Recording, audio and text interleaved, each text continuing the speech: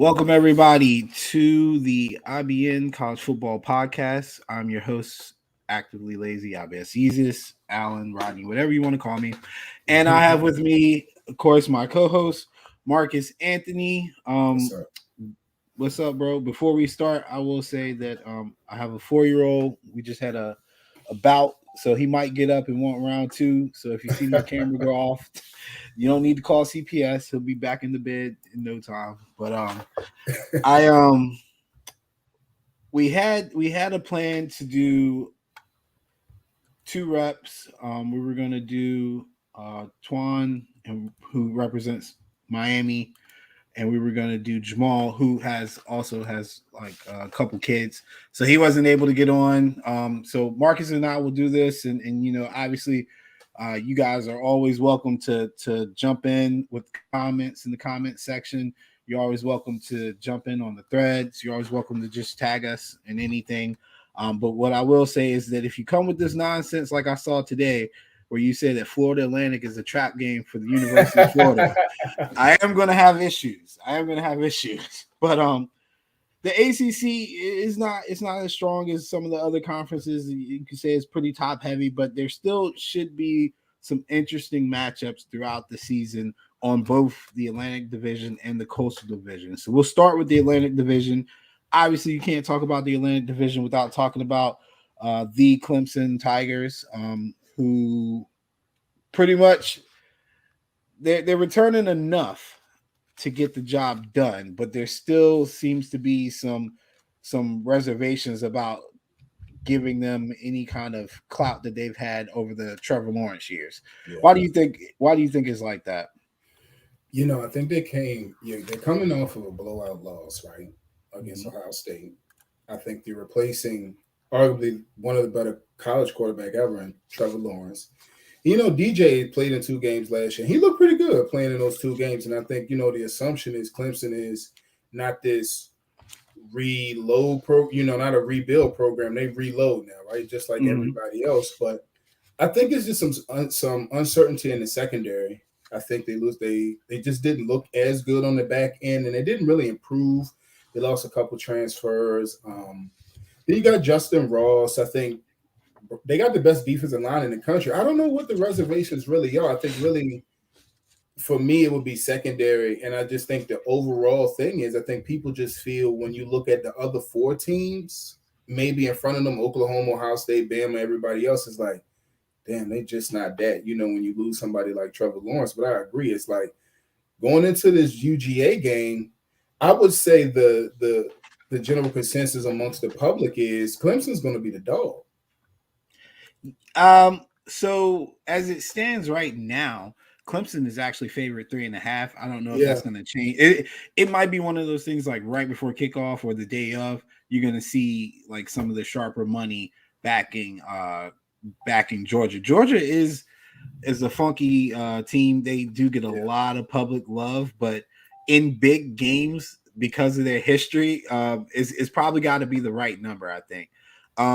But I took all this time to learn this man's name. So DJ Uyunglele, I said that right. That's right, baby.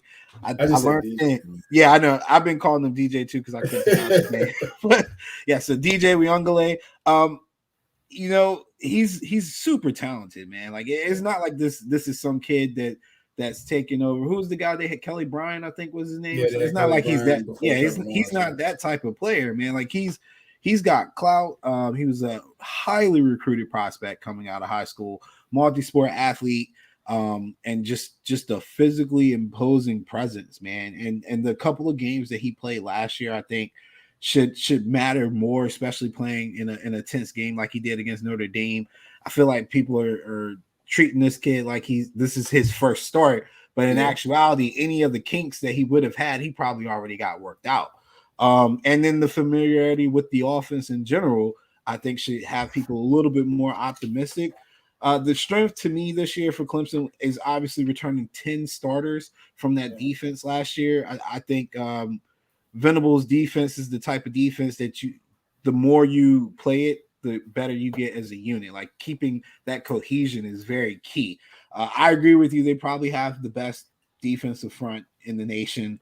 Yeah, for sure. I know we got some Twitter stuff on Brian Breesy today, moving mountains, and I mean he's a big dude, man. They're He's a big physically, guy. He's a yeah, big dude. they're physically imposing, and I think Miles Murphy, Xavier Thomas. yep, I mean, they've recruited the D line just like Bam, Ohio State, yeah, everybody. I mean, they just got freaks at defensive end, man, and and defensive tackles. and even on the weak side, Skaliski, he's a senior, Yeah, a linebacker senior. with a lot of energy, really physical. And honestly, I think that's going to be the change up that a lot of people are not used to seeing. Like Clemson is obviously talented defensively, but I mean they got some hit stick boomers. Like they're a bigger team, still with the same level of athleticism that we're used to seeing. So I think it's a thing of just leaning on that. If we talk about the Georgia game just for a second, I think honestly the strength of this defense, if they can force turnovers, really make JT Daniels a little uncomfortable. They've got the offensive explosion, even with just 5-5. DJ's a returning starter, but like not officially. But anyway, 5.5 people coming back on the offense. I think they've got enough to still make a splash.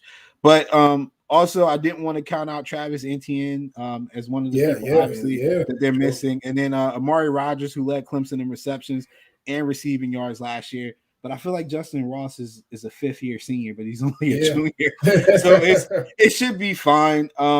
But yeah, like we were saying in the beginning, it is strange to see a program like Clemson where they have entered into that echelon where they just reload like an Ohio State, like an Alabama, but it's like people just kind of counting them out just a little bit. So I think one thing we all know about Dabo Swinney, excuse me, is he's petty. Oh yeah, for sure. He plays well to that villain underdog role, right? He's obviously somebody who we take him for granted, but he's obviously reads Twitter. He's out in the universe. He's understand. He's like, oh, we're little old Clemson. Nobody can, we're going against the big bad UGA. Nobody expects us to win. And I think that's kind of what has fueled Clemson to become who they are. And I think this year is a year where Dabo has, you're right, you don't have Trevor Lawrence in your back pocket to rely on in games. You got a young quarterback in DJ, but he is relatively inexperienced, right? Like you got to expect going into a game like Georgia as his true first start against a Kirby Smart defense is. Yeah, they have the talent. It's going to be challenging now, but if anybody's going to do it, it's going to be Dabo. It's going to be the Clemson staff and DJ. So, and they're going to have Will Shipley, Justin Ross. They're talented, right? They have equally as much talent. And I think that's really going to play into Dabo's, Clemson versus the world, underdog, annoying, whiny guy mentality that he really, really, he plays that Southern Baptist, good old guy card so well. Yeah. But that's really what has made the program into what it is, and I think now it's the expectation for Clemson now is not just college football playoff contender, it's national title contender. Yeah. The expectation for them to be in the top 4 in the running for that, anything short of that now is kind of, surprising. But I don't know. I just think the public is kind of waiting and see what DJ and what this offense is going to look like post Trevor Lawrence. You know what it kind of reminds me of when Ohio State was, when you end the era, like Trevor Lawrence was a big era, when you end a big era like that in college football and you replace somebody, you get that cooling off period to where everybody's trying to figure out, like, all right, what's this going to look like? So it don't start easy for sure because they open September 4th with Georgia, and then they get I would consider it a 2-week break with South Carolina State and Georgia Tech. But if you look at the schedule, it could present some problems. They're at North Carolina State on the 25th, and then they host Boston College, and then they get what I think is probably the trickiest section of their schedule. Back-to-back road games. It's not really Syracuse, even though Syracuse somehow, some way has given them fits over the years in Syracuse. It's really that Pittsburgh game that I think could really Pittsburgh's been giving them fit. Just because of like Pittsburgh at home being comfortable, just their style of play, it could make it just a tad bit ugly for the Clemson Tigers. But again, they're going to get baptized by fire really early on September 4th. And I would love to see what DJ has to bring to the table because he's definitely filling some big shoes. Now, I hate to look forward to like the SEC, but I was thinking, who benefits the most from losing this game? If UGA loses to Clemson, I don't see a path where they make it to the playoffs. But if Clemson loses to UGA, I see a path where they make it to the playoffs. So it's like I was just already thinking like that's something that's it's going to be interesting. The loser of this game is going to be in a really interesting position to see how it plays out because now everybody kind of started even. And if you're one step behind that and just not to jump ahead, but looking at everybody else's schedule, it's like, man, Ohio State might not slip. And then Oklahoma might not slip one. You know, it's going to be a year where I think it's going to be interesting to see really the 5th team and the 6th team and how the loser of that game is really going to respond. I'm under the impression that if Clemson has just one loss, they'll always find a way in. Yeah. But if it's 2 losses, like a 2-loss Clemson isn't going to overstep a 1-loss Georgia. You know what I'm saying? Like I think the politics that is college football that we know, they're not gonna allow that. But it'll just start another argument because we know Dabo is definitely going to whine about that. Like he's probably one of the few coaches I know. Without a shadow of a doubt, he would whine if his team didn't get preferential treatment.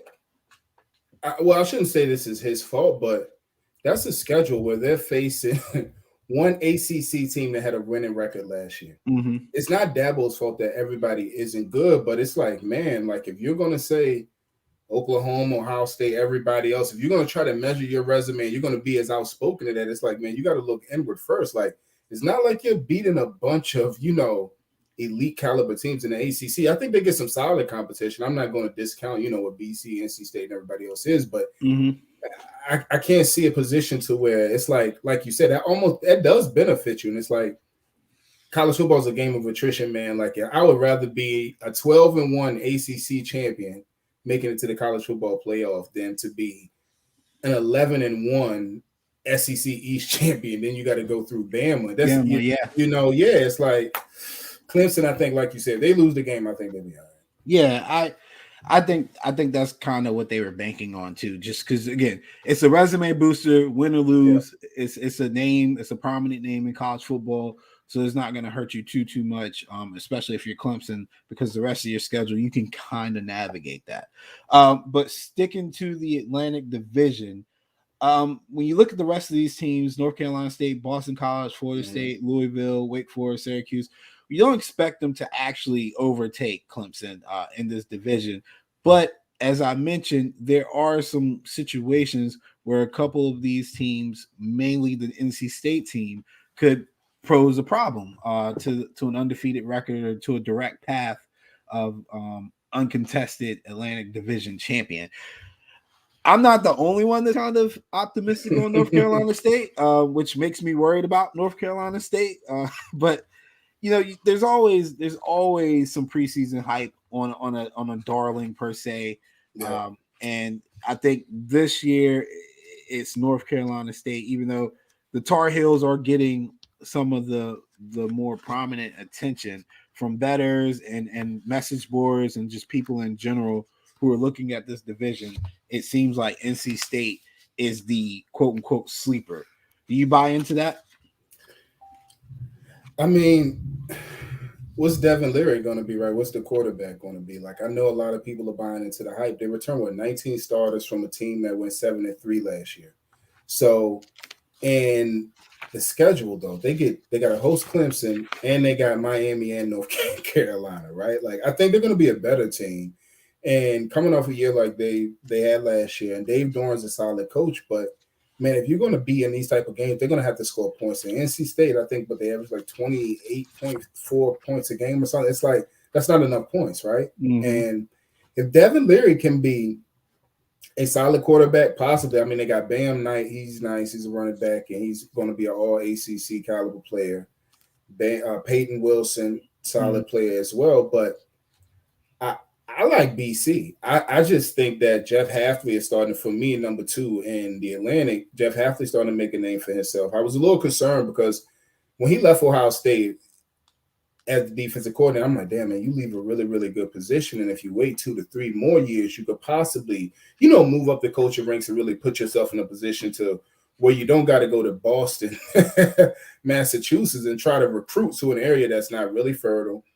BC has had some history, but lately they just haven't been winning as much. But after last year, I mean, they had what, they went 5-5. They're bringing back 9 starters on the offense, I think 8 on defense, and Phil Jerkovich, I don't know if anybody's seen him, but he's nice, man. Like, he was a former Notre Dame commit, ended up leaving Notre Dame, transferring, going to BC, and he gonna have a chance to really be like a top 3 round pick, like a big dude, like 6'5".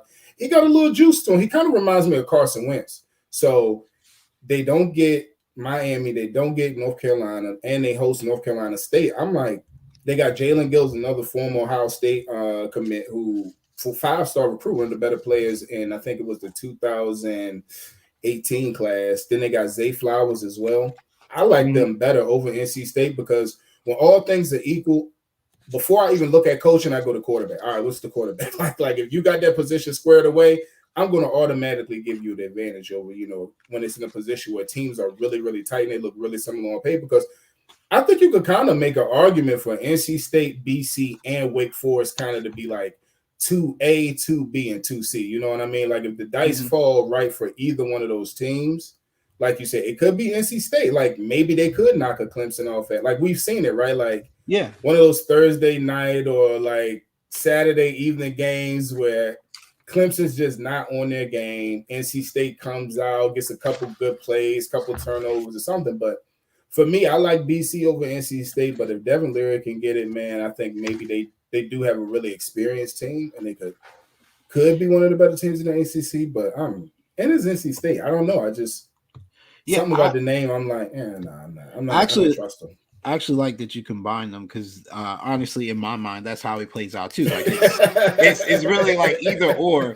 It's like I'm higher on Boston College personally because I like what I saw from the coach last year. I remember in our preview last year, I mentioned like, oh, he's a Ohio State guy. I didn't know that, and I did give him a hard look because I remember the Boston College of old run first, and it's one of the more interesting stats that I saw when I was looking at the teams. So Boston College had a 68-32 run pass ratio in 2019. After hiring Hafley last year, the Eagles threw 55.7% of the time.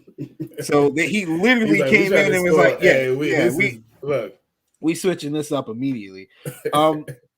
I do like Jerkovich or Jerkovic or whatever how you say his name, but the transfer, I like him. He's more athletic than I think people give him credit for. He's got a little Josh. I don't want to compare him to Josh Allen, but he's got a very similar body. Mm-hmm. Yeah, he got a very similar body structure, and like he plays very similar to that. I love Zay Flowers, but the biggest thing that I like about Boston College, and it gives me more of an inclination to take them over NC State, is that they're returning their offensive line, and all those guys are pretty much seniors, and that means a lot when we're talking about college football. So the thing I think it'll come down to Boston College, and what is always come down to for Boston College and North Carolina State, ironically, is how well are they going to play on the road? These are two teams that are notoriously like duds on the road. But if you catch them at home, man, you catch hell. So it's one of those things where it's like you just kind of look at the schedules. And I'm looking at Boston College schedule. I'm like, all right, they're at UMass, they're at Temple, they're at Louisville, they're at Clemson, they're at Georgia Tech, Syracuse. Like those are pretty winnable road games for the most part, except for that Clemson game, obviously. And then you look at North Carolina. They fought Clemson though. They gave Clemson a good it kind of got to, like Clemson always does. Like when Boston College throws that best 2 to 3 best punches at you. And Clemson's still standing tall. It's like, damn, we done ran out of ammo now. And it's like Clemson takes over. But I think maybe the experienced team kind of, I think Jeff Hafley might call the game and pace the game a little differently. They're very experienced, and it's like I like them. Like you said, I think the thing for me that I struggle with, I don't know about you, is like when I look at it on paper, I'm like, does brand name matter to you? Because when I see Boston College, I'm like, damn, I just trust them more than Wake Forest and NC State. And I don't even know why that is. It's just like they're kind of all three the same teams, but I'm like, if I see a line and I can watch them play and see stuff, I'm like, nah, y'all gonna earn my trust, man. I just don't see it. The thing that stands out to me, if I got to do a tiebreaker, is like after watching Hafley call games last year, he's not afraid to take chances. Yeah, his kids are on board with that. Like there were some pretty, like I think it was the North Carolina game last year where he just kept going for it on fourth down, but you could tell like the kids wanted that, like they want to compete, they want to win. They feed like they're not afraid of that. And I think when you have a young coach with a team that he's in sync with, that makes them more potent than say a Wolfpack team or a Wake Forest team that has more of a brand when it comes to football. NC State's road games are going to be tough. They're at Boston College on October 16th, and then the next week they're at Miami. Like those back-to-back games, they're going to lose one of those for sure. You're going to go from Boston. It's going to be 41 degrees, overcast, light precipitation. Go back home, then fly all the way to South Beach to play in Miami, and it's going to be 81 degrees. Damn, that's a tough stretch. That's a tough 2-game stretch. Yeah, and then at on November 6th, they're at Florida State, which could go either way, I think. But the kicker to me is at Wake Forest on November 13th. Historically speaking, my cousin played at Wake Forest, and so I've been keeping tabs on them since like 2000. When the Carolina teams come to Wake Forest to play football, those games are tough on those teams for some reason. So Sleepy Stadium, man. Yeah, you get these back-to-back conference games on the road. They can get tricky, and then you could argue that one of those games is a rivalry game at Wake Forest. They'll be pumped for that, and Wake has some talent. They're not gonna shock the world per se, but you can't just come into Wake Forest and take them lightly if you're an NC State. All right, so look out for those two teams over in the Atlantic Division to see who kind of has next. I mean, I could talk about my Florida State Seminoles. They're a young team. Rest in peace, Bobby Bowden. Yeah, we don't have to get into how bad the Seminoles are now, but I miss you, Bobby. Era, man, and it's crazy because I was thinking about, and I was reading about Florida State like last week, and I was like, damn, man, I know my boy Mickey Andrews somewhere shaking his head because Florida State gave up 36 points per game last year. And I was like growing up, I just remember those Florida State defenses of just Mickey Andrews, cover one, sitting in the crib. They had cover corners. You just had mad athlete. It was just a wild era because I never thought that in a state like Florida State would look so behind from an athletic point of view. You know what I mean? Like Miami at least always still had good athletes. They could never put it together. But when I watched Florida State, I'm just like, man, and watched like when I saw Bobby Bowden that pass, and I watched like a 15-minute just Florida State clip from like 90 to like 2002. And I was like, wow, that's crazy, man. Yeah. To see what the program is now. And when you look at Bobby Bowden and you look at the staffs he had and the continuity he had, it's tough. Man. It's tough to be a fan in today's game where you have so much turnover over the last 5-6 years, basically since Jimbo left. Yeah. And it's like, as a fan, you can't even be mad because there is a level of expectations for the program. I mean, Bobby set that. If people go back and look at the history, I mean, this man literally formed this program like with his bare hands. Like Florida State was not a prominent football team until he got there and worked. And he worked through some fire. If you look at his early years, they were bad. They were really bad. He did not take the easy road there, and it's unfortunate he never had a goddamn field goal kicker because he probably would have even more championships. Wide left, wide right. Yeah. But I will give Norville some credit as a recruiter. It seems like he's got a plan in mind. All I ask as a fan and all I ever asked was that we have a direction. And that's what pissed me off the most about Taggart, is it seemed like he had a direction that he wanted to go in. Even if it's in the wrong direction, at least have a plan and follow through with that or try to implement it. He didn't seem like he had a plan, and that's what ultimately just drove me crazy about him. But Florida State at the end of the year, because they're young, typically the teams at the end of the year play spoiler. It'll be interesting to see if they can maybe hinder somebody like North Carolina State, but I'm not looking for them to be throwing wrenches in like. I think Florida State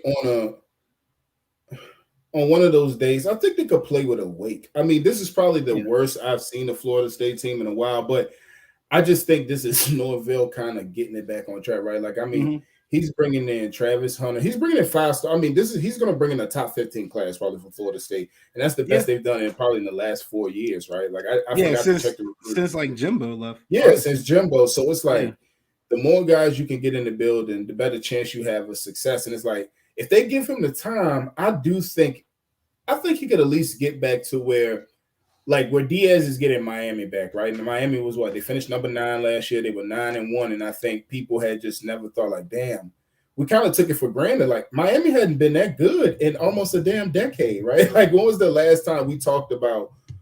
Well, we will talk about, Miami and being in that national conversation, considering, what they were from Mark Richt and the Al Golden and, just all those bad Randy Shane, all just bad coaching and everything. So Florida State, man, Norvell, I think, but Mackenzie Milton, I forgot about that. Yeah, Mackenzie Milton's the quarterback.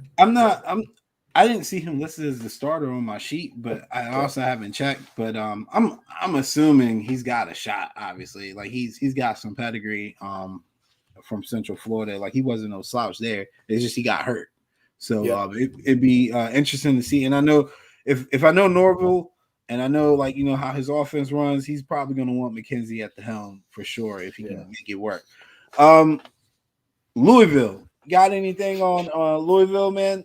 Look, I wanna be optimistic about them. They've got Malik Cunningham's all right. He's all right. They got so much athletic talent. It's hard for me to just think that they're not gonna make some noise, but they just cannot be consistent. Tutu Atwell left, but Malik Cunningham is a good player. I think he reminds me of Perkins. Remember from UVA like 2 years ago, where he's nifty in the pocket. He's going to get out on the edge. There's an option-based offense, but I mean Scott Satterfield's all right coach. They went 4-7 last year. I think they could be a bowl caliber team. I could see them winning 6 games. Like looking at their schedule, I think they lose to Ole Miss. I'm just gonna count their wins. Eastern Kentucky, Louisville, and Virginia's a push, but I'll edge with UVA maybe. Like I don't know. The schedule's Duke. I think they beat Duke. Syracuse is a push. I don't know. I don't know. I'm looking at just going in their schedule and thinking of like, man, what games would they be favored? What games would they be dogs? And what games would they realistically have a shot at winning? And I'm like, Ole Miss is going to smack them. I think UCF beats them. UCF? Yeah, I think UCF could be. For some reason, I was hearing USF, and I was like, no. But now UCF might have a shot. It depends on if their defense shows up a little bit, because that's going to probably be a real shootout. Louisville was top 20, actually ranked 17th in explosive plays. And I went on a rant about that this morning with Patrick, I think. But I think that's a new offensive metric to measure success by in today's game of college football. Explosive plays. Can you get the chunk plays? Because possessions are going to be there. Everybody's going to get the ball. Like with the way the tempo is running now, you're going to get the ball. But can you get like the explosive plays? And they had it last year. Unfortunately, their defense gave up just as many. but offensively, with Malik Cunningham coming back, the entire offensive line is coming back. He's just got to work with a new set of receivers and then a new running back. Obviously, they're going to miss Hawkins, who was really big for them offensively. But again, he was nice. I forgot. Yeah, and I was gonna say, again, this team doesn't lack athleticism. It's just execution, and I mean, they were intercepted 12 times or lost 12 fumbles across 132 possessions last year. Like that again, it's just execution. Like I don't care how good your offense is, if you're giving the ball away, you ain't gonna be winning many games. Right. They gained 10 yards or more on 80 of their 420 rushing yards, which ranked fourth. It was actually an average of 19% of their runs they gained 10 yards or more on, which is absolutely incredible. Yeah, that is incredible. So again, offensively, this team will be a problem, but they have to protect the ball in order to give themselves a chance, because they're returning 5 starters from their defense last year, and their defense wasn't good last year. So we'll see how they do. Let's see. I do want to say this. Go ahead. What's up with our boy Dino, man? Like, I mean, we went from like from 100 to 0 real quick. I kept this up just because I knew you was gonna start something, yo. Look, I'm not here to talk about Dino, man. I was hype about Dino. I will admit, at one point I was saying, like, you know, Dino needs to get like other bigger jobs. Yeah, I don't know, man. He had a couple pass rushers. He had a little something working on offense, and then it just his first year. Remember, they went to the bowl. It was kind of hot, and we was gassing them there because you know he came from the MAC. We was both like, damn, man, Dino, man, we about to do this, man. And then I was just thinking today, I was like, damn, Syracuse is gonna be really, really, really bad. Awful. And he's gonna be in the hot seat here in a year or two. I'm gonna start a rumor that he was trying to buy NBC. They sabotaging my man Dino. I was like, dang, protect our black coaches, man. Coastal Division. You can't talk Coastal Division without Miami and North Carolina. Are we going to see a battle this year between these two teams, or are we going to see what we usually see, where Miami does what Miami does and North Carolina just kind of flails off in the wind towards the end of the season? You know, I want you to. I don't know if you can hear this. Oh my god! Listen, you know what that means. Return of the Mac. I must admit. I gotta admit, it's hard for me to admit when I'm wrong, but I gotta eat crow because I really thought Mac Brown was in over his head. I did too. Entering this era of college football, and I was really, really wrong.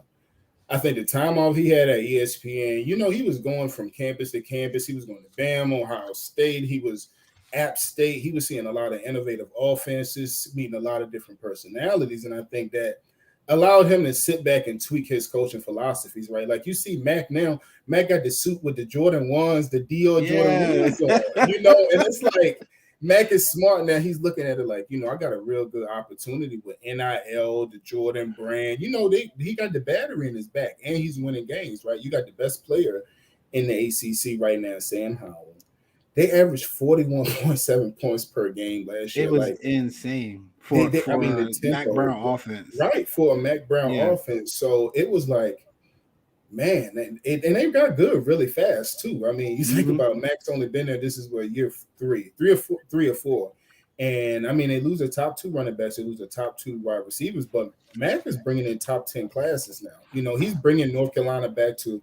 I remember my teen years when I was in high school, and it's like, man, they went from, you know, seeing Julius Peppers, Ronald Curry, Dre Bly. I mean, they sent so many guys to the pros, and it was a solid program, right? They weren't the best, but I think now it's like with no Clemson, and they get Miami at home. You got Sam Howell. They got Tomlin Fox, who's nice, who's going to be an all ACC caliber defensive player. And what's the wide receiver? Bo Corrales. Corals or Corrales? So Corrales. I mean, UCC Corrales. So it's like, I think UNC is by far the team to beat. But, I mean, listen, I love Mac, but Mac got a tendency to trick some things off sometimes. But I think this situation is so good for him to where he has a lot of experience with expectation and pressure, right? He had it at Texas. He had some success at North Carolina. So I think this time around, it's like, all right, Mac, this is really his first opportunity to be back on the spotlight, right? To be back in, because I would still consider Mac Brown a top 10 coach in college football right now.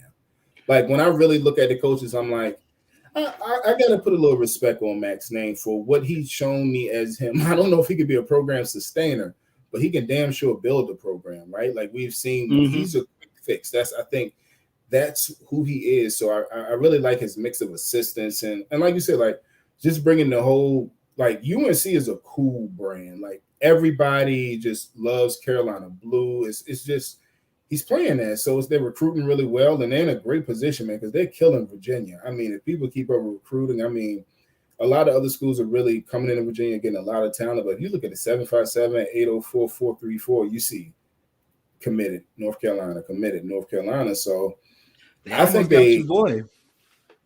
Yeah, listen, Henderson, yeah, I know, it was pretty close. It's close. So it's like, it's like, man, Mac Brown has really put some juice into UNC, and it's good because he's gonna be better than Hubert Davis, but that's for another day. I ain't gonna go there. North Carolina about to be a football school.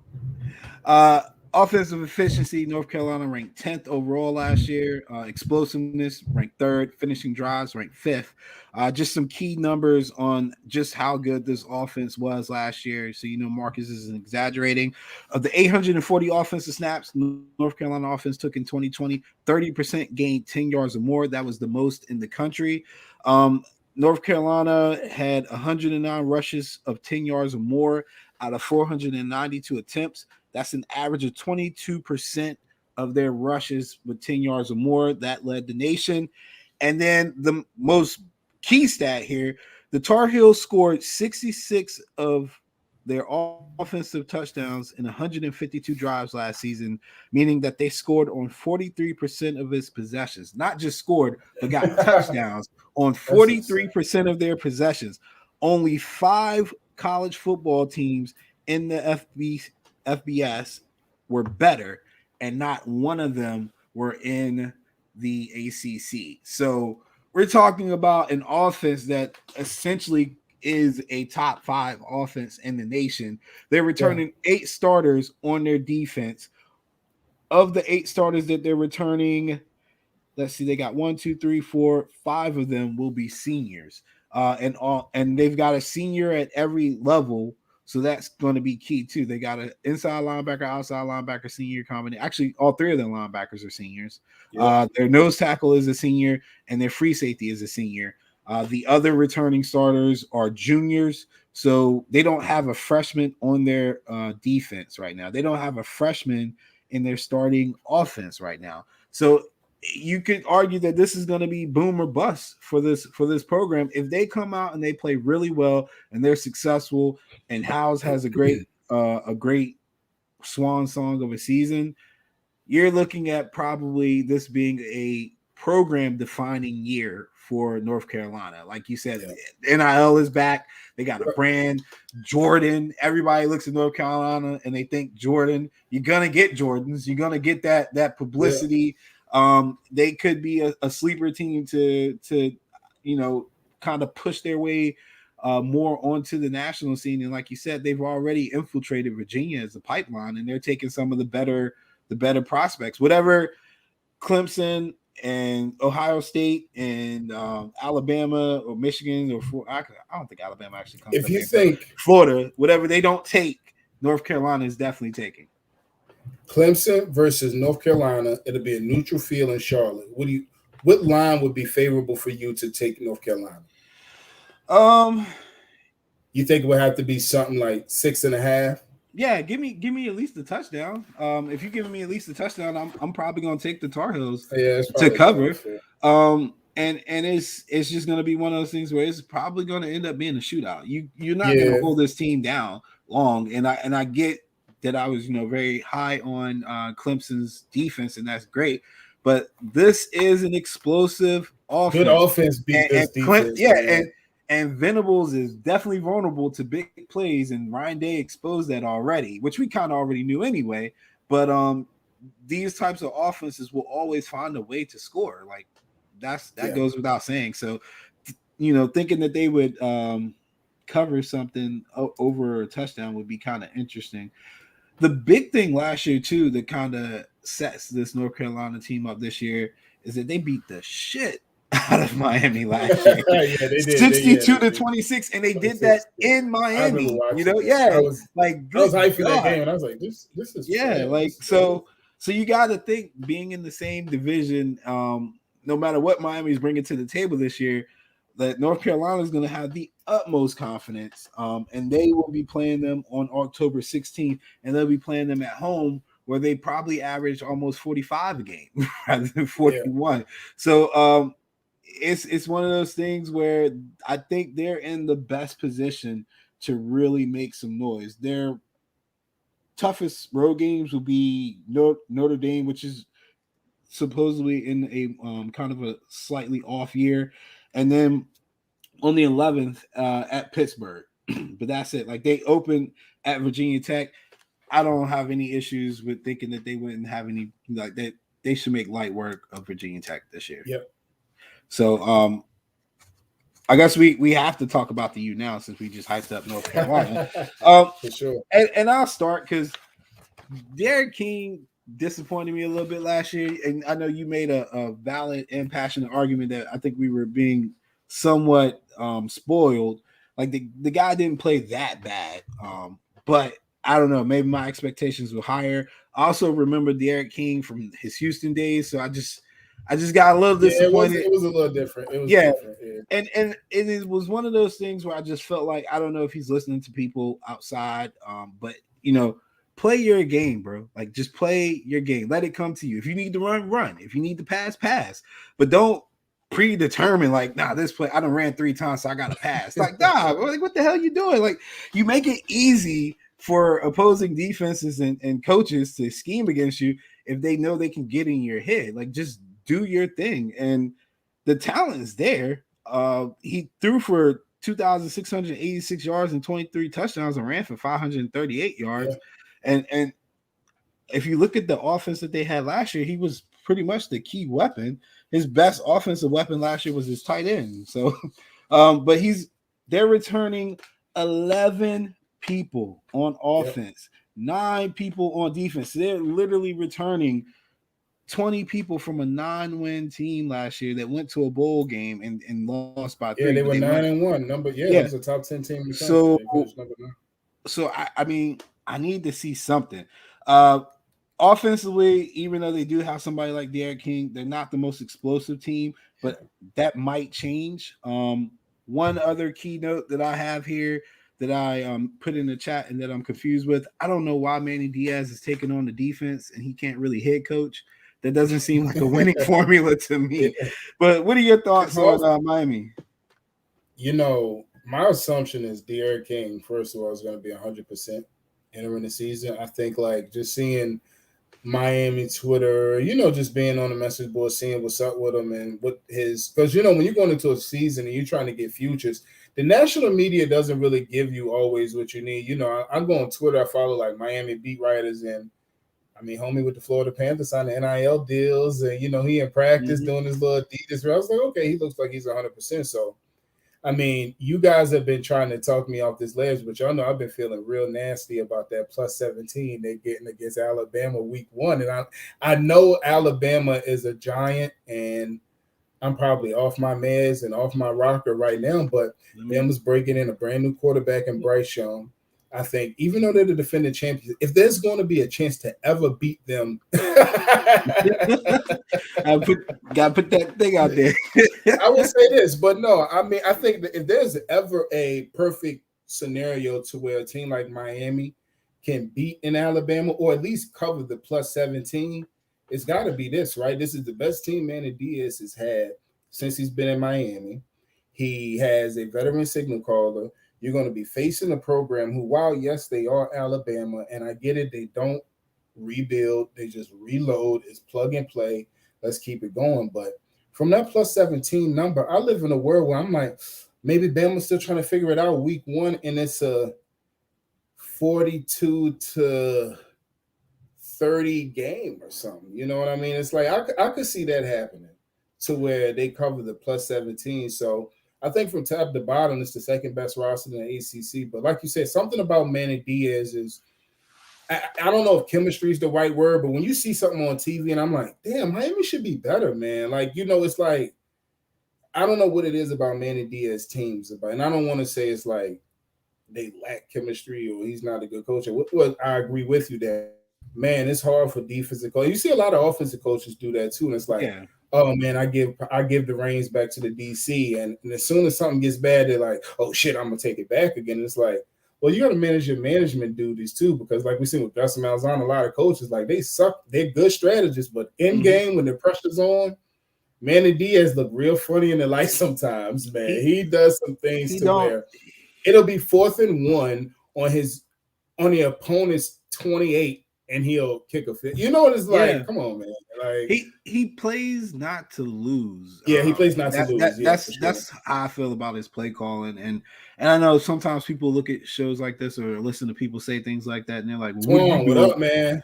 Like, what are you doing?" Like, well, I'm just saying, if I can tell you right now, if it's 4th and 1 and I'm on my 28 and I got a dynamic quarterback like De'Aaron King, like, what do you mean? What am I doing? Like, a running quarterback adds an extra dynamic to it puts so much pressure on a defense. Like, people need to stop underestimating just that one attribute. Like, just the threat of having him to run can buy you a good second, depending on what kind of set you come out in and what play you design. You literally get a second, and we're talking about a yard. A second is all you need, so like you can come up with something. I'm not asking you to convert a 4th and 7. Like, we're talking 4th and 1. Like, I try not to do a lot of cursing, but stop being a bitch. It's just that simple. Like, you're at the U, and it's like the games that he's done that in, they still went on to lose. So at some point, you gotta just figure it out. They could lose to Bama. They lose to Bama. The rest of their schedule is App State is going to be I don't know. App State and Michigan State. Well, they'll beat Michigan State. I don't think Michigan State's going to be. They get 3. They get 4 home games. 4 games consecutively. App State, Central Connecticut, UVA. Then they got a bye between their North Carolina games, so they have to win that game because if they win this game, maybe they're a dark horse candidate for the college football playoff. Right? Like, this could be maybe a season-defining moment for Miami, right? Like, it may be Miami. Yeah, it would be an upset for sure. Yeah, for sure. I find it entertaining that the I'm sorry you got Alabama first was that you get 4 straight home games. I will disagree with them even potentially covering the number for the simple fact that if they don't create more explosive plays, you're not going to plod your way to a cover against Alabama. I don't give a damn who you are. Like, the teams who've given Bama fits over the years have been those explosive type teams. Now, they've got the quarterback to do that, but the offensive system that they've been running hasn't been necessarily there to really get that done. But Twan, don't let me down, man. Listen, man. I know he gonna look at this and fire back. He gonna look and fire back. Where that turnover chain? Where that turnover chain at, man? I'm gonna wait until we get closer to that week before. Look, I got my orange and green on too. What's up, Twan? I'm riding with the U, man. But I'm gonna take it, man. But they definitely are set up to where they could, if they can just again be consistent, because you got 2 road games that are going to be tough at North Carolina and at Pittsburgh. You don't want to put yourself in a situation where you need to win going into October 30th at Pittsburgh after you just played NC State and played North Carolina. And that's a decent 3-game stretch for the ACC to it. Like you said, this could be potentially 3 top 25 teams. I think Pitt could be a top 25 team. NC State could be. And we obviously know what North Carolina is. So Miami's schedule might be a little trickier than I thought. But also, if they're as good as we think they are, they should be beating Pitt.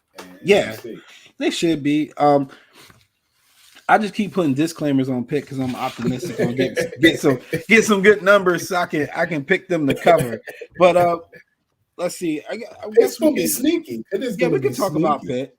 We can talk about the Panthers. They're gonna be kind of sneaky. Narduzzi, they're one of those teams that defensively, man, if you like elite. Yeah. if you like a good defense, if you just like to watch a team lay the boom and just don't care about the score, they just out there to hit somebody. They're Michigan State of the ACC now. That's yeah, why I say basically, yeah. that's exactly who they become. Pitt is your squad. One of the things I like about this team though is that they are a team that if you turn the ball over, they make you pay with some kind of points. I saw that a lot last year. Obviously, they didn't score enough touchdowns, but they didn't have any problems with getting 3 here, getting 3 there. And with the type of defense they play, the type of offense they run, I'm pretty sure they're probably one of the slower tempos in the ACC and in the nation. But they would force you into some ugly games. Like Syracuse, they won 21-10. Louisville, they won 23-20. Let's see the other games, like even the Miami game, they held Miami to 31. We just hyped up Boston College, they held them to 30 and they had to go into OT to get that. So it's just one of those like teams that they just play an ugly style of football. Kenny Pickett is a solid quarterback. He's solid. Yeah, I like Pickett. He's him and what's the running back name? The running back Abba Nakata. I don't even see him on the list. Did he leave? I don't see him. He lost either. No, I don't know where he's at. But the running backs that they got on my list on their depth chart is Vincent Davis and AJ Davis Jr. But Israel Abanikanda. Yeah. Oh, he's a freshman. So maybe I don't know. Maybe that's what I don't know. I was just saying, if I would have seen that crazy thing. I'd have been looking to pronounce that. I actually do see him on here though. He had 28 attempts and 95 yards. So he's probably just lower on the depth chart. Yeah, that's all. But the thing about them is that they're going to play spoiler on a lot of teams that are visiting them for sure. Yeah, they host North Carolina. Yeah, Miami and Clemson. Yep. So I mean, it's you better bring your A game. You think they can steal one of those games? If they had to steal one of those, who do you think the most likely person is? Miami? No, I think it'd be North Carolina because it's November. Really? 11th. It's November 11th. It's gonna be cold in Pittsburgh, and it's probably gonna be a night game or matter of fact, let me check when November the 11th is because it sounds like a funky date. I think that might be on a Saturday though. If it's a Thursday night game, then I 100% would be back in the line. Yeah, it is a Thursday night game. See, it's one of those. So that's gonna be. I'm gonna put that. That's gonna be a game to watch. That's gonna be a tricky game, man. It's gonna be cold and it's the middle of the week. Those are typically the trap games for these. And like you said, if Pitt is at least solid, it's gonna be a big game for them. It's gonna be a primetime night game. It's gonna be one of those big time Thursday night battles, but. Pitt, like you're right. I mean, they have had the defense to be competitive, right? And they've actually had a defense to be really good in the ACC. It's just that they just lack the ability to put up points. Like, I mean, Pickett is good, but like you said, it was like, I mean, scheme is built to be RPO based, move the ball and get points. It's not be able to get vertical and score touchdowns. It is. You know what, Michigan State, when we get a chance to get 3, we're going to get 3. We're going to try to take our shots here and there. It's a very methodical style of football, but with that comes, it's like, man, if you're getting 3 and out and Trevor Lawrence going for 8 play 65-yard drives, what difference does it matter? You know, like how good that defense is because you're just gonna get overwhelmed by the sheer amount of plays that they're going to run. And you're right. It's like, they are one of those teams that are gonna, if they could do more of a Michigan State, like making you play their style. One thing I would say about Michigan State when Narduzzi was there, when it was good, and it was like they made you play their style. They made you get ugly. Pitt, I don't think they really make teams play a ugly game or play what they want. But I mean, I don't know. I think if they could beat North Carolina. Maybe they could get North Carolina and Miami. Maybe Pitt might be the sleeper in the Coastal. I mean, they could very well be. And Jamal had mentioned that in his notes that he sent me that they could very well be a sleeper. Just some numbers on the defense again, so you guys don't think we're making this up. Panthers led the nation with 22.4% havoc rate last season. Yes, they do calculate havoc in college football. That means Pitt forced a fumble, interception, or had a tackle for a loss or a pass breakup on a combined 171 of 765 defensive snaps. That is incredible. The Panthers racked up 111 tackles for a loss in 2020, which led the nation. Pitt also recorded a tackle for a loss on 14.5% of its overall defensive snaps and 19% of their runs. So you might as well say they still got Aaron Donald out there. I mean, that's like, again, right, yeah. impressive. They play behind the line of the scrimmage. The most impressive stat about this defense last year, and something that I will definitely be keeping an eye on, Pitt allowed an average of 3 points a game in the fourth quarter last year. Just the fourth quarter, they only allowed 3 points. That's insane. That's insane. So if they do find themselves in a position where they are leading games towards like the end of a game or something like that, if you gotta score to win, essentially like a last drive or something like that, yeah, it's a safe bet to say that this team will be ready. You don't want to get behind on them. I think that makes them dangerous. And when you talk about teams who have this style of football where they lean on their defense, it always comes down to, can the offense protect the ball? So if the offense don't give anything away, and you got to work for it, you can say Pitt's probably going to be in most of their games. So interesting team that I would mark as the sleeper for the Coastal Division. But honestly, to surpass both North Carolina and Miami would be asking a lot. Yeah, that's a lot. But tricking up one of them is not asking it's a lot not at all.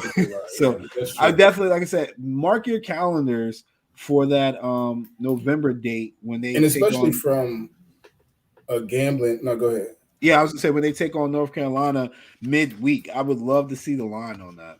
Because Pitt is, from a gambling perspective, like starting in the season, you got to kind of readjust. Like when you start to get into the middle of the season, you find teams with good value, man. Pitt could be one of those teams. It's always like you got to kind of find that team that, like you say, get some seniors that could get hot, that doesn't turn the ball over, get a few turnovers and things kind of go their way. And if this year, a couple of those 3-pointers, those field goals, turn into sevens, like you say, maybe they could sneak up on a Miami or North Carolina. So, yeah, and that's what we're looking for as gamblers. Which when we do our gambling podcast towards the end of this month, we'll definitely be highlighting these these positions where we consider it to be a trap game.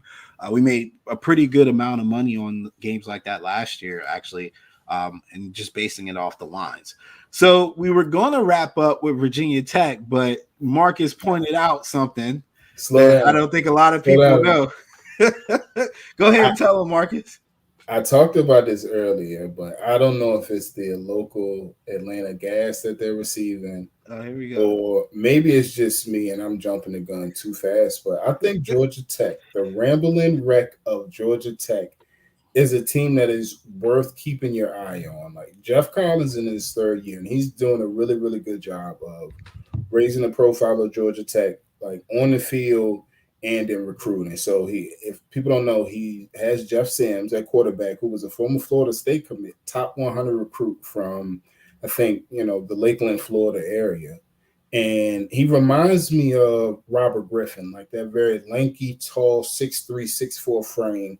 Just, if you remember watching RG3 when Baylor first became really good, Art Browse, I was like, man, who does lanky dude? He just looked so undeveloped, but he was so good at the same time. It's like, when I watch Jeff Sims, that's how I see him. And it's like, the schedule's a little unforgiving. They get Clemson, they get UGA, and Notre Dame.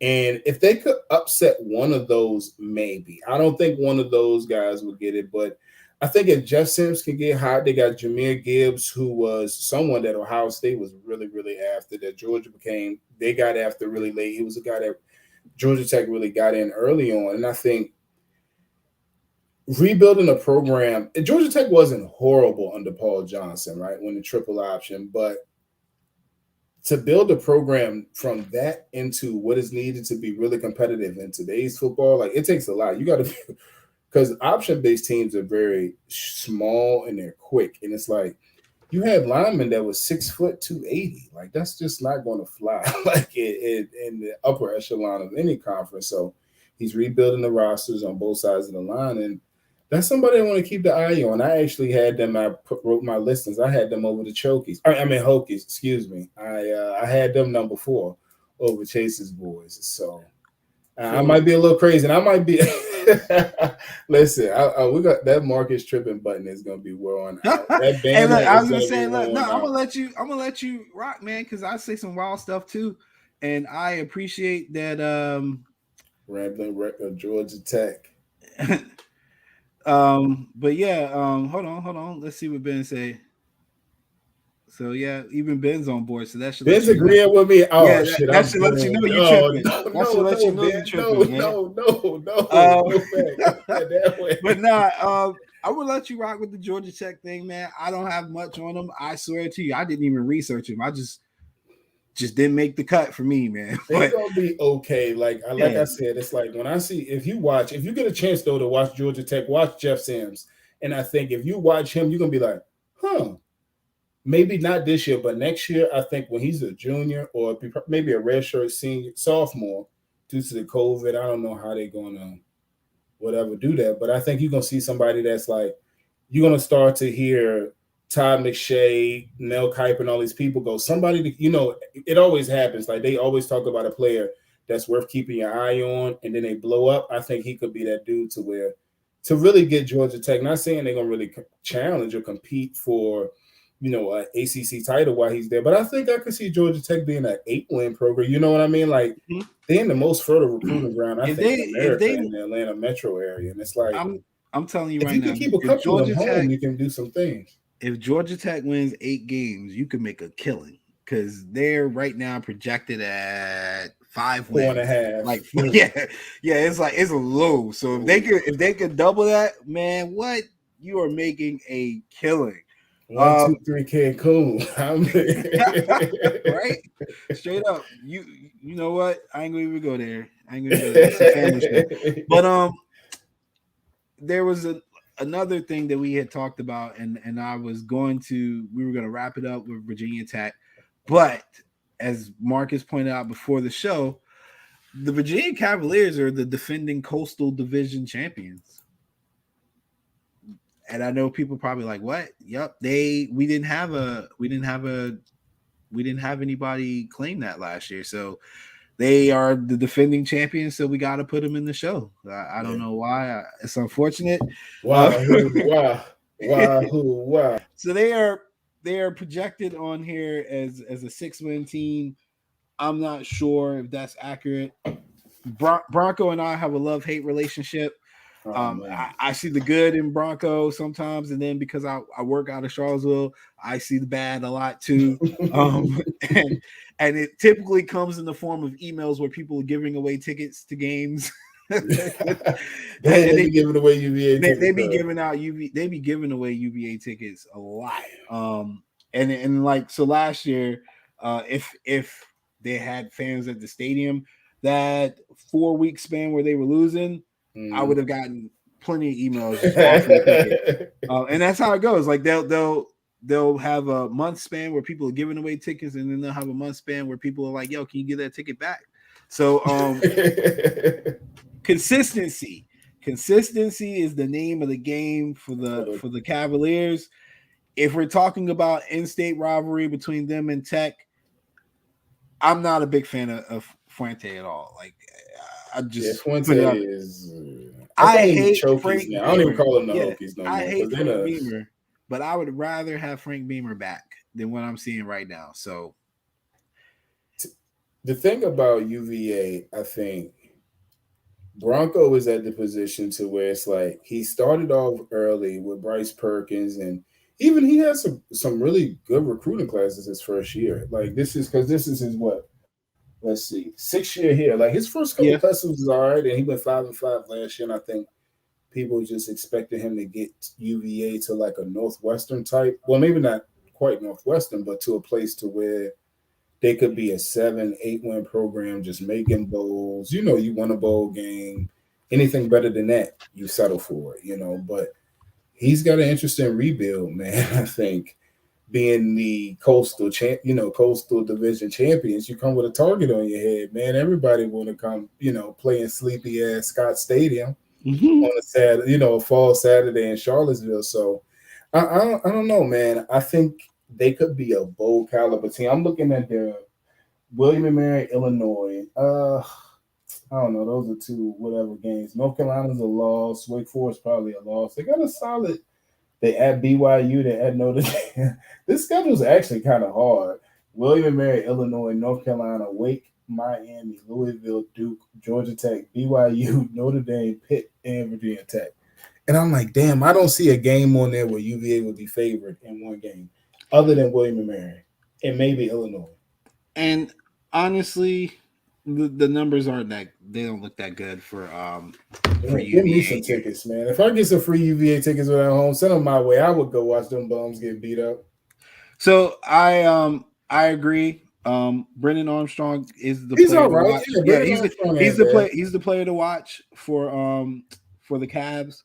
But here's the thing about, like, when we're talking about Virginia Tech, here's the thing that worries me.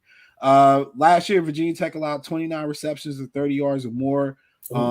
That's a rate of 8.2%, which ranked last in the ACC and the 123rd nationally. When we talk a lot about offensive explosiveness, well, there's a counter to that called defensive explosiveness. So if the number's really high, then that means your defense really sucks. I'm going to tell you right now, UVA ranked 101 last year. so let's rank it really sucks. Let's understand, like, and we're talking about a lot of these players are still kids. They're gonna transition, they're gonna learn, they're gonna grow, which you anticipate sometimes. The defense is returning 7 starters, but there's a lot of ground to make up when you're talking about just how woeful UVA was.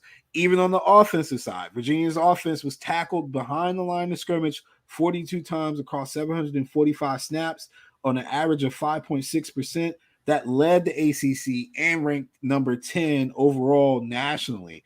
The Cavaliers were tackled for a loss on 6% of their remaining plays, which ranked number 8. So essentially, they don't have an offensive line either. Which again,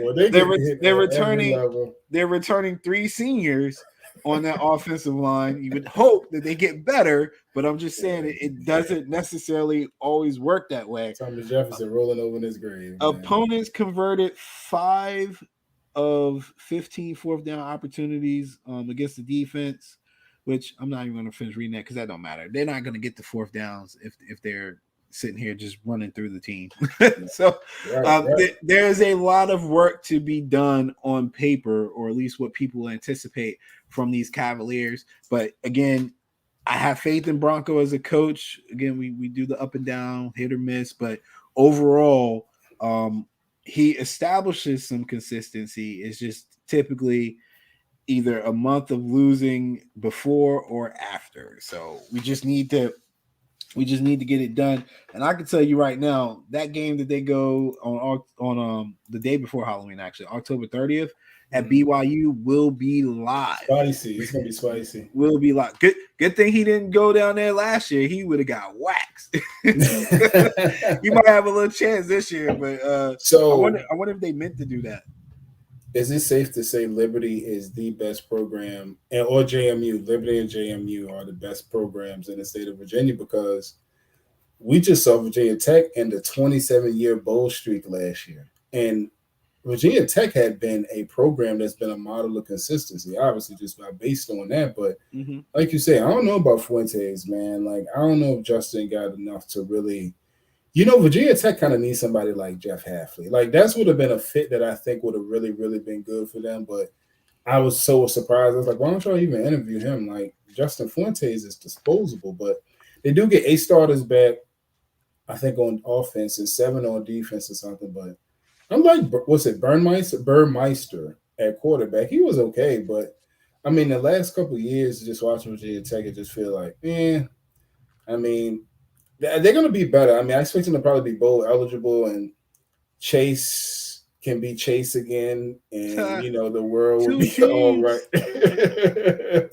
And, the Hokies can at least get back to a bowl game. But looking at both those teams, I'm just like, damn, man, I get nostalgic, because I think about Virginia Tech and just they're another program where I'm like, man, I never thought I would see Virginia Tech may get beat up front, but I never thought I'd see a place where Virginia Tech would be out athleted. I know that's not a word, but just to see so many, I mean, Xavier DB, I mean, Macho, I mean, they just always had, I mean, Macho might not be a great example, but they just had so many. Macho's an athlete, though. Yeah, he was an athlete, Yeah. right? Like, I mean, he had, I mean, just so many people that Bud Foster and those guys had. And it's like, man, what the hell happened to that? That literally seems that is a lifetime ago. And to see UVA has had some solid, man, Amar Brooks, the Brickashaw Ferguson, I mean, Chris Long, they don't even have NFL caliber players anymore. Well, I can tell you, my personal opinion is Fuente is a goof, and people can see that. Like, the one thing I hate about him or his tenure at Virginia Tech is he doesn't have an identity. I would love for somebody to tell me, what do the Hokies do well? When the Hokies had Frank Beamer, it was special teams, defense, and then they had that run where they got Michael Vick and Randall. They had some offense, but you knew that they were going to run the ball and make some solid decisions in the passing game, keep it simple. But primarily they were a grind out team, the lunch pail team. You know, like they built that persona. I don't know who the Hokies are anymore. I don't know what they do well. I don't know what they want to do well. Nothing. There's some games they had one of the better running backs in the nation last year, and they wouldn't run them consistently. And then they would wait until they get down about 2-3 touchdowns, and then they want to try to establish the run. It's like it's too late now. It's like they're working backwards. It's no rhyme or reason, and I don't know if it's because Fuente. I hate to think that a guy would get a job like this and he literally doesn't know how to coach in game. And I've seen him do it though. Like I don't understand what the hell happened. Yeah, I don't know what's up with him. Then he had two of his quarterbacks transferred last year. Yeah, it was Hooker and I forgot the other guy's name. But and then I think about it, it's like if he stinks to join up again this year, I think he's out of there. And I don't know if Luke Fickell would take a job. I think Luke Fickell might be thinking a little bigger than Virginia Tech. So I was just thinking about like, man, if they could get like Luke Fickell to come in there, that would be nice. But I was like, damn, man, I don't even know if Luke Fickell would look at Virginia Tech anymore. 10 years ago, you're like, hell yeah, that's a job I want to be at. It's attractive. They put a lot of money into the facilities. It's a fertile recruiting ground. But now it's like, damn, this is such a rebuilding job. Cincinnati's a better program, right? And it's just like, damn, I don't know.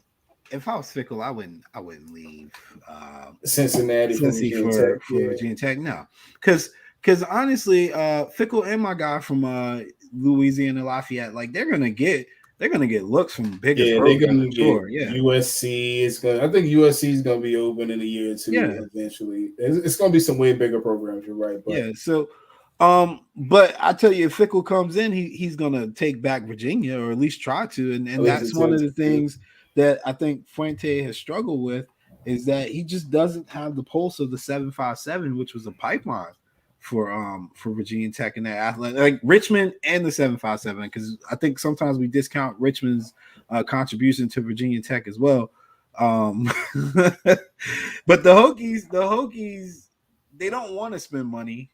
First of all, yeah, they've been a little conservative. You gotta spend, man. They don't want to spend money, and what's the NIL attraction to Blacksburg? Just saying. So, and the thing is, it's like, man, I'm not gonna come there and we bad too. It's like, damn, I don't get no money and we're bad. Like, at least UCLA is somewhere. It's like I can live in LA and just be bad, go to a good place. It's like, damn, I gotta move to Blacksburg, Virginia, suck, and my bag ain't gonna be cool. You know what I mean? When that kid, he's throw the deuce and he vanishes. That's how I do it. So, final predictions. Atlantic Division, give me your top two teams. My Atlantic, man, I'm gonna go Clemson and BC. Those would be my top two teams in the Atlantic. All right, I'm gonna go with Clemson and Boston College as well. I mean, I know it's kind of cliche, but I'm high on. I mean, they're probably two just best teams, in the division. And then Coastal, I think we both gonna have UNC and Miami. Yeah, UNC and Miami. Your dark horse for the entire conference. Would Miami be considered a dark horse though? But I guess if I No. really had to, I would say BC. I think BC has enough explosive athletes. You got Jalen Gill, you got Zay Flowers, now you got Jerkovich playing. I think he probably has what he would be the third best quarterback in the conference between Howell and DJ. Mm-hmm. And you got a coach like Hafley, who you, as you admitted, is like if you watch him coach, he coaches to win football games. And they got some swag back. They got new Adidas uniforms. They left those ugly ass Under Armour in the past. It's just they got a lot of good energy, you know what I mean, around the program. And it's like, I think if somebody could really get hot, and the schedule is favorable too. And it's like no Miami, no North Carolina, and all you got is NC State. I mean, if you can manage that schedule, maybe Boston College late in the year, you could be looking at 8-0, you know, and hosting NC State to win it all and to be able to play for Clemson. Or maybe, you know, that's not a bad year. If you BC, so what, you don't beat Clemson and get to the ACC title game, but to go 10-1, you know, that's a really, really good year for someone like BC. Yeah, I want to take Boston College too because of Hafley. I'm high on him. I think he really might be the next big thing as far as coaching goes. Yeah. And I'm pretty sure he's going to be out of Boston College in a couple of years. Somebody's going to scoop him. But what did Ben say? Whatever Ben said, I'm going to obviously. Yeah. He said this season the real Blue Bloods will all make a comeback. I'm going to disagree, and I'm not going to try to drag the show out. But I mean, I think you remember probably 4 or 5 years ago, I said something about the idea of the Blue Bloods is transitioning because kids are seeing other teams win. Like we're the only people, our generation remembers Michigan when they were good. Yeah, but my cousin's 15, 16, and he's playing football. If you ask him who his top schools is that he want to go to, Michigan ain't even on the list, you know, and they were a traditional blue blood, you know. Didn't they lose to App State? That would be what he would say. So that's not the most memorable thing that's happened to them, honestly. I think the NIL will help some blue bloods, but I think it's going to take a couple seasons. And then we're going to see people get restricted first because the NIL is going to go too far, and then they're going to pull it back. But I think we're going to see a new set of blue bloods rising, with Clemson probably becoming one of the new blue bloods, obviously. And then we're going to see, the Ohio States, the Bamas, and the Georgias. But then there's going to be some other opportunities.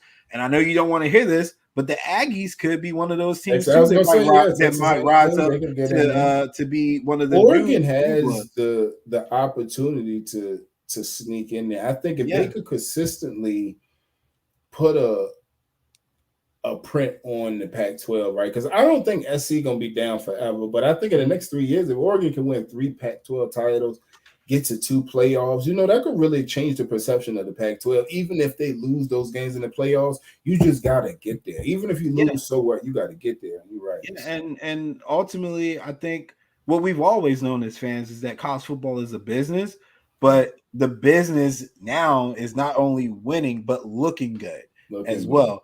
And basically trying to get these kids' attention off the field in ways that before you had to be kind of hush about. Now it's like, nah, we throwing money at you. We gonna do what Miami did and create a fund to get NIL sponsors. Like that kind of mentality is gonna take the forefront. Nothing now. They dropping on Hellcats, man. They dropping on Ferraris now. That ain't nothing. Yeah. So when the dust settles, I really think we'll have some different looks to what we grew up thinking was a blue blood, what we knew as a blue blood. But we can get into that later in the season. We did the ACC preview. Obviously, we dragged it out a little bit, but I think some of that is just the build up to us trying to tell you where the value is on some of these future lines. The ACC will have some value in the spread, probably not on some money line upsets, but definitely in the spread. So we will be back next week. I'll put it in the group, see if we can pick between Pac-12, SEC, and Big Ten. I know you can't wait for the Big Ten. We'll probably have contributors when we do the Big Ten. So see you guys next week. Continue to support the brand. We've got You Got a Minute Fan Podcast, Team Turnbuckle Podcast. I got my account back, so hopefully I can start the NFL show as well. So yeah, we'll see you guys next week. Thank you for tuning in. Peace. All right.